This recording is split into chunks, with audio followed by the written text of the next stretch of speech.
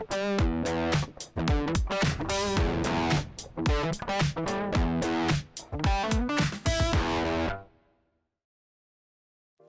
guys, welcome back. In today's video I'm going to be doing something a little bit different, and after my last video where I painted up a miniature with oil washes, I wanted to try and paint up an entire model using oils rather than acrylics. I will be using some acrylics here and there to apply some of the base coats, but apart from that, the rest of the model will be painted from oil paints directly from the tube. And the model I'm going to be painting up today is the Minotaur bust from White Werewolf Tavern, which is a free STL, which is available from their website. And the first thing I'm going to do, starting from a black primer, is to give the entire model a zenithal highlight using white ink. And the reason I picked this model is I wanted to practice painting skin tones with oil paints, and when I saw this model I thought it'd be perfect, as the majority of the model is bare skin, apart from the hair and a few other bits and pieces on the model. And this will be my first attempt at painting a miniature with oil paints. I've seen so many videos of people online doing it, and the amazing results they've been able to achieve. And it's something that I've always wanted to try myself, and I've always had this impression that it was going to be too difficult and that I was going to mess it up. However, I have had the paint sitting there for quite some time now, so I thought let's just give it a try and see what happens. And after the zenithal was complete, I then applied a top-down spray of flesh-coloured ink, and in my case that was Daler Rowney Peach Pink. And then I applied an upward spray from the bottom of the model using Liquitex Muted Pink. And these two steps combined will provide me a nice solid base for my skin's mid-tones and shadows.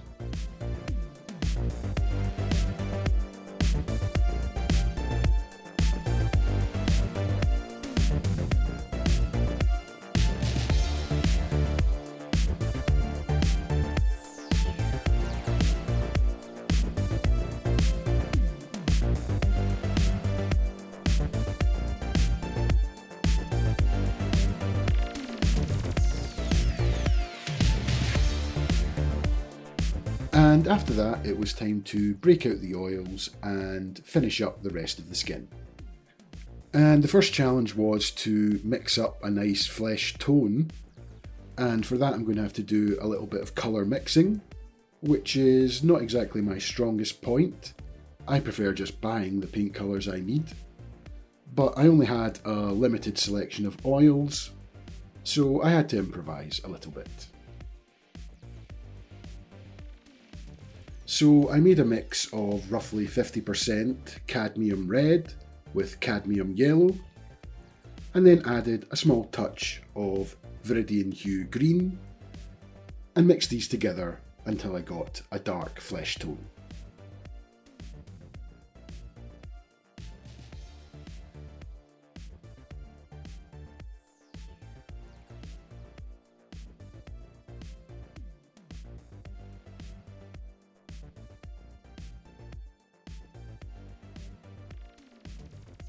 And I just kept playing about with the mix until I was happy.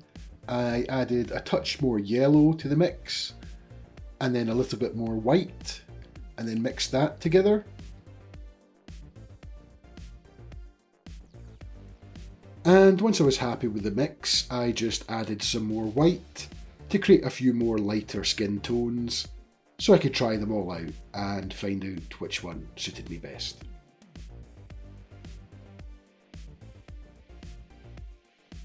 And I also added some magenta to the palette, as the idea was I was going to use this as the shadow colour. Now that the colours have been sorted, it's time to start to apply them to the model. With the idea here being that I'm just going to be applying some of the flesh tone to all of the kind of raised and highlight areas, and then I'm going to be applying the magenta tone to all of the recesses and shadows. And then just switching to another dry brush and then blending all the colours together to see what happens. And I started off with the magenta shadows, and I was absolutely blown away at how easy this was to blend. It only took 1 or 2 brush strokes and the magenta was perfectly blended with the flesh tone.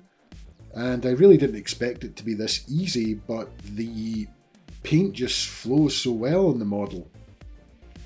And it almost works a little bit like dry brushing, except the only difference being is you place the paint on the model first, and then you come in with a dry brush and blend it in and feather it out. And I was really starting to enjoy the process, as almost every colour that I placed on the model had an immediate impact once it had been feathered.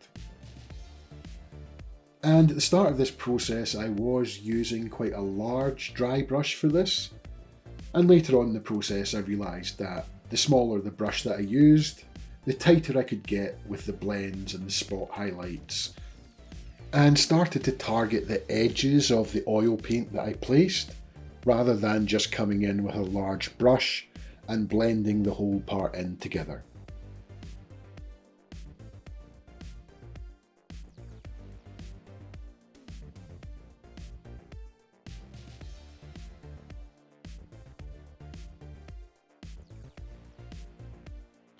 And after achieving a few effortless blends with these oil paints, I really started to feel really confident with the process. It almost started to seem like you couldn't go wrong with it. You place the paint, you feather it in, and it looks great. What's not to like? You do have to wait at least 24 hours between coats of the oil paint, but I think that's a small price to pay for such an amazing result. Although I do see doing finer detail with this technique being a little bit more challenging.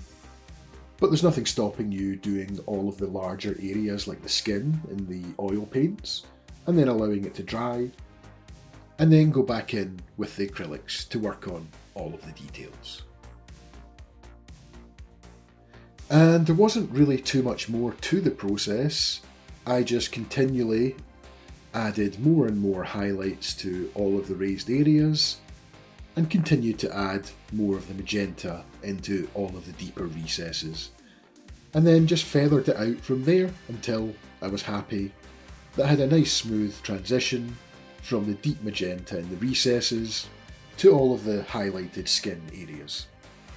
And to achieve the skin tone that I got at the end of this process, I think all in all I spent about 30 minutes, and that includes the time I took to mix all the paints as well. So it's a fairly quick process once you get into your groove.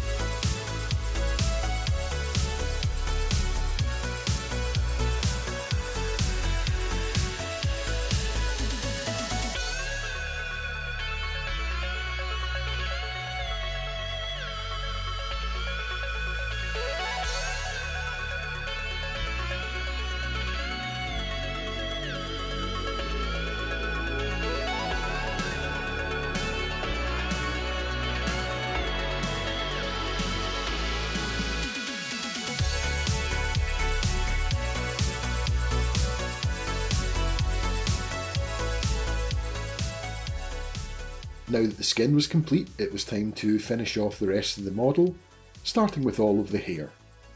And I was just going to follow the same principles as the previous step, only this time over a smaller area. And I started from a black acrylic base coat, and I was just going to use Payne's Grey oil paint mixed in with a little white to apply the first highlight, just going back and forward, applying paint and feathering it in as I did before. And then after that was done, I applied a small amount of titanium white oil paint to the very highest points of the hair and just blended it in the same way.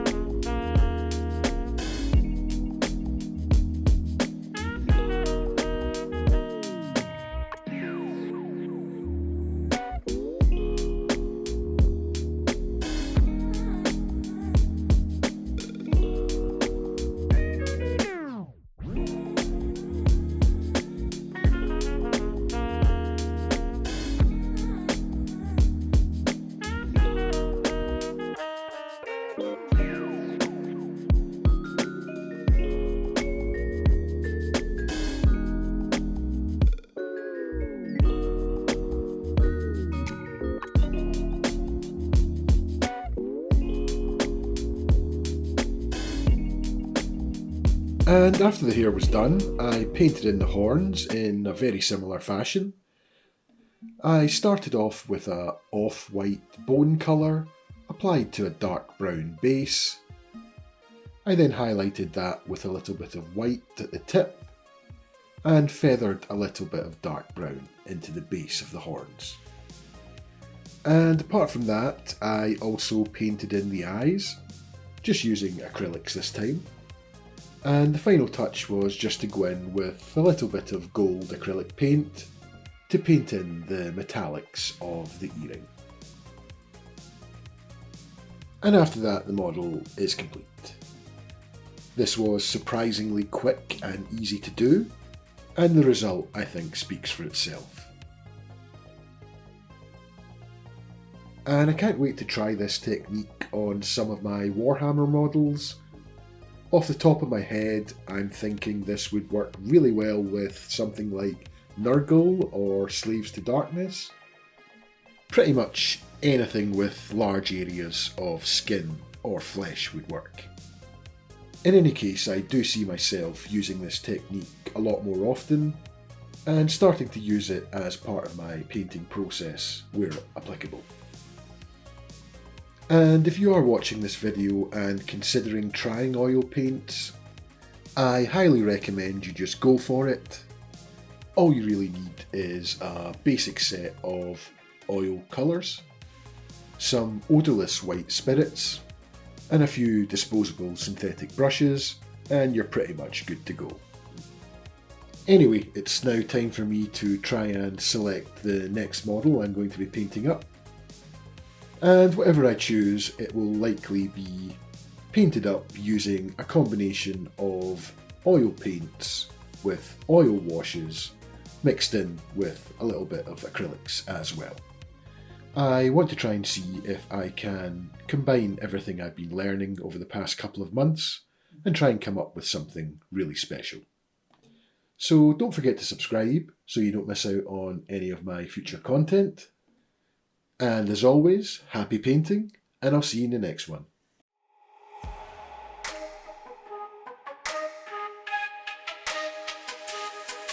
Yeah.